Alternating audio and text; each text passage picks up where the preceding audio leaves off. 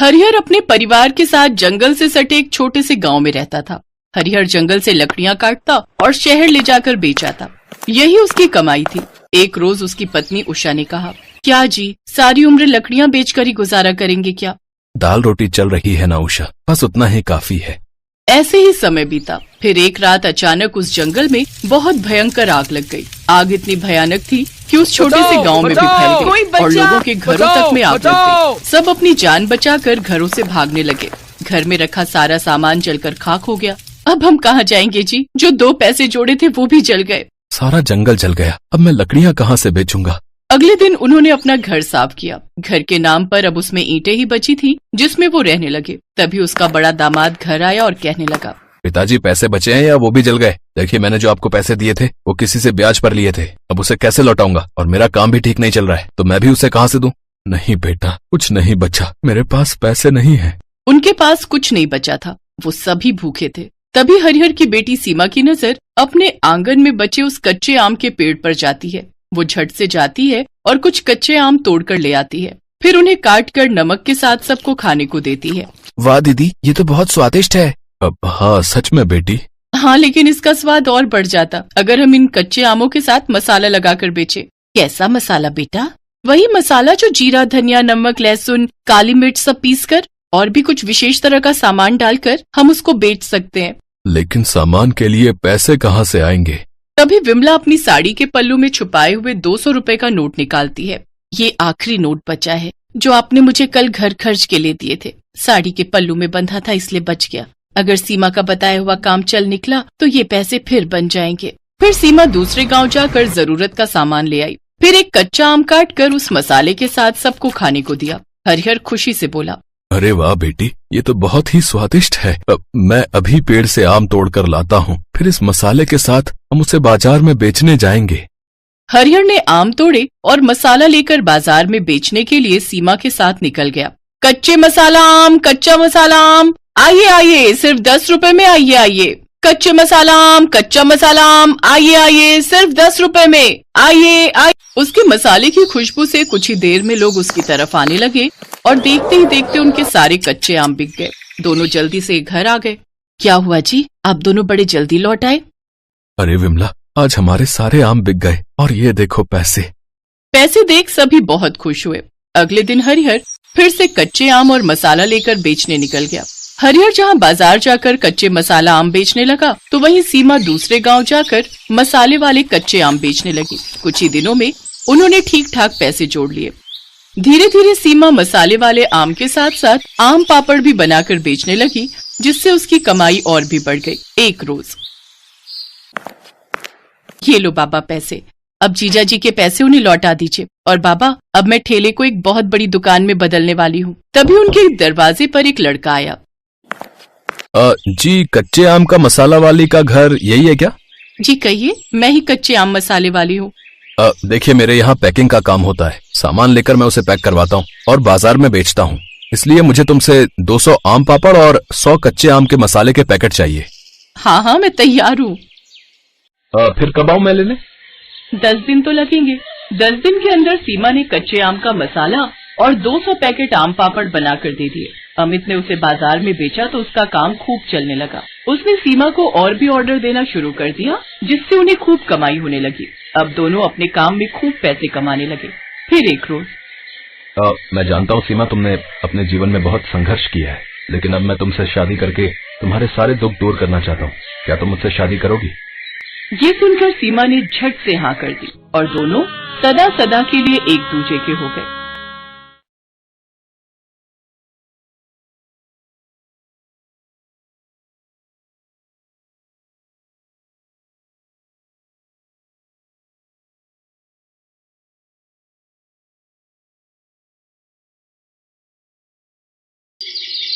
सीमा के पिताजी सब्जी बेचते थे।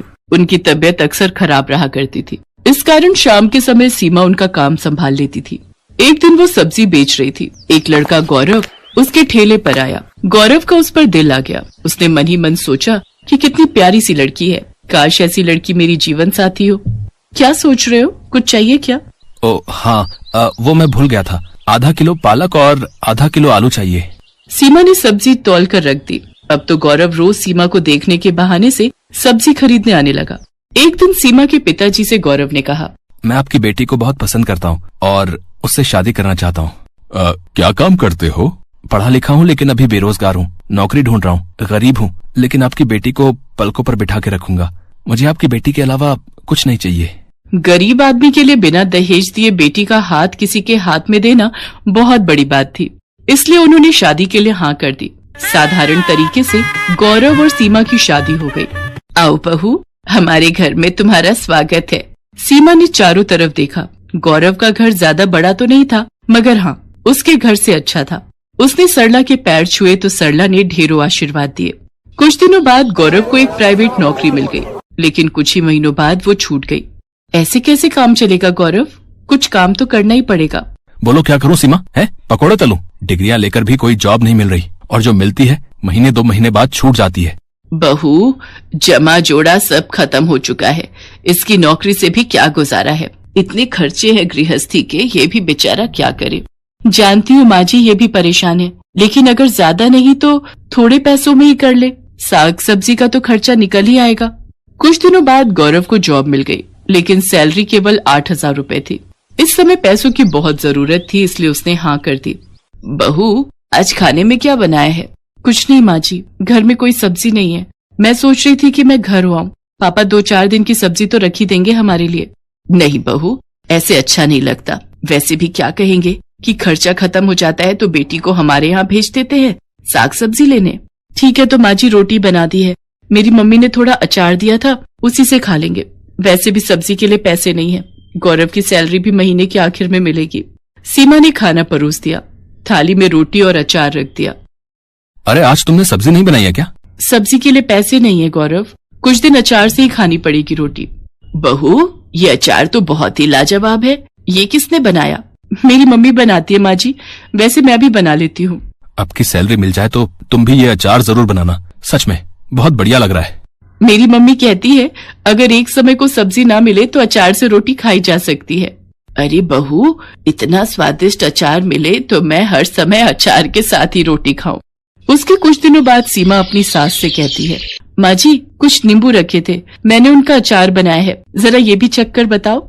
सच में लगता है जादू है तुम दोनों माँ बेटी के हाथों में, जो कोई खाए उंगलियां चाटता ही रह जाए। एक बात कहूँ जी? हाँ कहो सीमा। क्या ये वो लगा रखा है? ठीक से कहो, क्या कहना चाहती हो? मैं सोच रही थी इस तरह के अचार बनाकर बेचना शुरू कर दूं। वैसे भी हम दोनों सास बहू घर में सारा दिन खाली तो बैठे रहते हैं, इस बहाने हमारा समय भी कट जाएगा और हमारी आमदनी भी हो जाएगी। तुम तो बड़ी समझदार हो बहू, लेकिन मुझे अचार बनाना नहीं आता। गौरव अगर हाँ कहे तो फिर मैं आपको सब सिखा दूंगी। ठीक है, इस महीने की सैलरी आने दो, फिर तुम अचार बना लेना, ठीक है? सीमा खुश हो गई। वो 1 तारीख का इंतजार करती रही। गौरव की सैलरी मिलते ही वो कुछ अचार के मसाले, आम, गाजर, मूली, नींबू खरीद लाई और फिर दिखा दी अपनी कारीगरी। उसने अपनी सास की मदद से कई तरह के खट्टे मीठे अचार बनाए। अचार तो बन गया सीमा, लेकिन तुम इसे बेचोगी कहाँ? ये तो हमने सोचा ही नहीं। हम ये अचार बाजार में बेचेंगे, और कहाँ बेचेंगे। और दोनों सास बहू अचार के डिब्बे लेकर बाजार में चली गईं।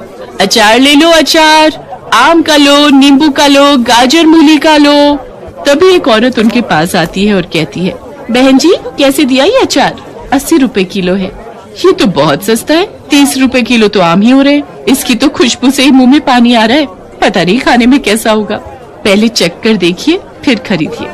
वाह वाह, मजा आ गया। जैसी खुशबू वैसा अचार। लाओ 1 किलो दे दो, हमारी बहू प्रेग्नेंट है, खाएगी तो उसका मन अच्छा हो जाएगा। उस दिन उनका सारा अचार बिक गया। सास बहू दोनों के चेहरे खुशी से खिल गए। वैसे ज्यादा फायदा नहीं हुआ था क्योंकि अचार उन्होंने सस्ते में बेचा था, लेकिन एक उम्मीद की किरण नजर आई कि उनका काम चल निकलेगा। अगले दिन सीमा सरला से कहती है, माँ जी आप सब्जियां काटिए, तब तक मैं मसाला बनाती हूँ। बहू आज कुछ ज्यादा अचार बनाएंगे। और वो हर हफ्ते अचार बनाकर बेचने लगी और अब अचार ज्यादा बिकने लगा। सीमा ने सरला से कहा, माँ जी मेरे मन में एक विचार आ रहा है। बाजार और दुकान पर हमारे ग्राहक बढ़ते जा रहे हैं, लेकिन हमारी कोई पहचान नहीं है। क्यों ना हम अपने अचार को कोई एक पहचान दे? वो कैसे? वो ऐसे, अब हम अपना अचार खुला नहीं बेचेंगे, अब हम उसको खुद तोलकर 1 पाव आधा किलो और 1 किलो के डिब्बे में पैक करेंगे। इसका एक नाम होगा, सास बहू का अचार। हम इसे थोक की दुकानों तक पहुंचाएंगे। देखना, अगर ऐसा होगा तो हम सास बहू छा जाएंगी। लगता है मुझे भी नौकरी छोड़कर सास बहू की अचार फैक्ट्री में काम करना पड़ेगा। ये विचार भी बुरा नहीं है, पहले दुकान उसके बाद फैक्ट्री। वाह, हम लोग बहुत अमीर हो जाएंगे, है ना माँ जी? चलो चलो, सपने देखना छोड़ो और अब काम पर लग जाओ, तभी सपना सच होगा। सुना है तुम दोनों बहुत अच्छा अचार बनाती हो, क्या हमें भी सिखा दोगी? हाँ सरिता, बिल्कुल सिखा देंगे। हमने अपनी दुकान खोली है जिसका नाम रखा है सास बहू का अचार। तुम अपने साथ और लड़कियां और बहुओं को भी ले आना, इसी बहाने वो भी अचार बनाना सीख लेंगी और हमारे यहाँ पैकिंग का काम कर लेंगी। इसके बदले हम उन्हें पैसे देंगे। अच्छा, फिर तो मैं कल ही 8-10 लड़कियों का इंतजाम करती हूँ। अगर मेहनत सच्ची हो तो दिन बदलने में समय नहीं लगता। सास बहू अचार की दुकान एक छोटी सी फैक्ट्री में बदल गई। गौरव ने अपनी जॉब छोड़ दी। अब वो अपनी गाड़ी से मार्केट में अचार सप्लाई करने लगा। माँ, मैं तो हिम्मत हार गया था, लेकिन तुम और सीमा अचार के बिजनेस को इतनी ऊंचाइयों पर ले जाओगी, मैंने तो कभी सोचा भी नहीं था। बेटा, ये सब सीमा की मेहनत का नतीजा है। नहीं जी नहीं, ये सास बहू की मेहनत का नतीजा है। सुलक्षणा सुबह से रसोई घर में तरह तरह के व्यंजन बनाने में लगी हुई है। आज उसका इकलौता नीलेश शहर से जो आ रहा है। नीलेश की पढ़ाई अभी अभी ही खत्म हुई है और उसे एक कंपनी में सुपरवाइजर की नौकरी भी मिल गई है। जैसे ही सुलक्षणा को उसके बेटे ने फोन पर नौकरी मिलने की सूचना दी तो उसकी आंखों में खुशी के आंसू आ गए थे और हर माँ की तरह वो भी उसकी शादी के सपने देखने लगी। भगवान का लाख लाख शुक्र है बेटा, तेरी नौकरी लग गई। अब तू जल्दी से शादी भी कर ले। क्या माँ, शादी? और अभी थोड़े पैसे तो जोड़ लेने दो। फोन पर नीलेश ने अपनी माँ की बात काट दी, लेकिन सुलक्षणा ने तय कर लिया था कि जब नीलेश गांव आएगा तो उसे शादी के लिए मना लूंगी। सुलक्षणा ने लगभग सारा खाना तैयार कर लिया था। बस वो नीलेश की पसंद का अचार लाने छत पर जा रही थी, तभी उसके दरवाजे पर एक कार आकर रुकी। उस कार से नीलेश बाहर उतरा। उसे देखकर सुलक्षणा सोचने लगी, नीलेश कार से आया है, पर ये तो हमेशा बस से गांव आता था। मुझसे कहता है कि पैसे जोड़ने हैं, लेकिन खुद बिना मतलब के ये लड़का पैसे बर्बाद करता है। अभी उसकी खबर लेती हूँ। ये सोचकर और बनावटी गुस्सा अपने चेहरे पर लाकर जैसे ही वो बाहर गई तो उसने देखा कि दुल्हन के लिबास में एक लड़की भी कार से उतरी। सुलक्षणा उस लड़की का मुंह घूर घूर कर देख रही थी और सोच रही थी, कौन है ये लड़की? कहीं नीलेश ने इससे शादी तो नहीं कर ली? लेकिन मेरे बिना वो शादी कैसे कर सकता है? सुलक्षणा के दिमाग में कई सारे प्रश्न एक साथ आ जा रहे थे, लेकिन बिना नीलेश के बताए उसे किसी का जवाब तो नहीं मिलना था। तभी नीलेश ने उस लड़की को, जिसका नाम आरती था, उससे कहा कि आरती, ये मेरी माँ है और तुम्हारी सासू माँ। इनके पैर छूकर आशीर्वाद लो। सासू माँ? ये शब्द सुनते ही सुलक्षणा के कान खड़े हो गए। उसके जहन में चल रहे सारे सवालों का जवाब उसे मिल गया था। आरती ने उसके पैर छुए। खुश रहो बेटा, खुश रहो। नीलेश अपनी माँ का चेहरा देख रहा था। उसमें वो अपनी माँ का दर्द महसूस कर सकता था। नीलेश अपनी माँ को अचानक हुई इस शादी के बारे में बताना चाहता था, लेकिन उसके पहले ही उसकी माँ ने अपने मुंह पर उंगली रखकर उसे चुप रहने का इशारा किया और उन दोनों को बाहर ही इंतजार करने को कहा। आरती और नीलेश की समझ में नहीं आ रहा था कि आखिर माँ ने उन दोनों को बाहर क्यों खड़ा कर दिया। कुछ ही देर में सुलक्षणा अपने हाथों में आरती का थाल लेकर आई, फिर बहू की आरती उतारी, फिर वो दोनों घर के अंदर आए। माँ, तू नाराज तो नहीं है ना? शादी जैसा इतना बड़ा फैसला मैंने तेरे बगैर ले लिया। बिल्कुल नाराज हूं। तुमने चुपके से शादी कर ली, अपनी माँ को भी नहीं बताया। अरे, एक माँ के भी तो कुछ अरमान होते हैं।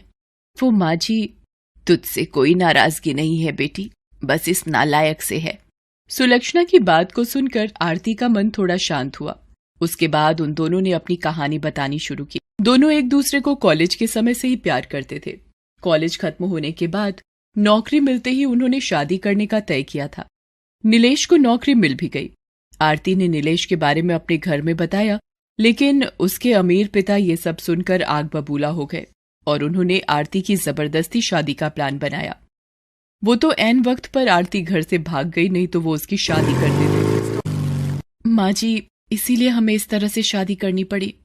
मुझे माफ कर देना बेटा, मुझे अब तुमसे कोई शिकायत नहीं है। उसके बाद सुलक्षणा ने खाना परोसा और सभी ने मिलकर खाया। आरती तो सुलक्षणा के हाथों के अचार की फैन हो गई। माँ जी, मैं ये अचार थोड़ा और ले लूं? मुझे बहुत पसंद आए। सच कहिए तो मैंने शहर में इतना अच्छा अचार कभी नहीं खाया। आरती की बात सुनकर सुलक्षणा मुस्कुराकर रह गई। अगले दिन वे तीनों शहर की ओर निकल पड़े। नीलेश जिद करके सुलक्षणा को अपने साथ ले जा रहा था। शहर का किराए का घर सुलक्षणा को बहुत पसंद आया। नीलेश अगले दिन ऑफिस ज्वाइन करने पहुंचा, लेकिन उसे तब बहुत आश्चर्य हुआ कि उसे नौकरी से निकाल दिया गया है। नीलेश की समझ में इसका कारण नहीं आया।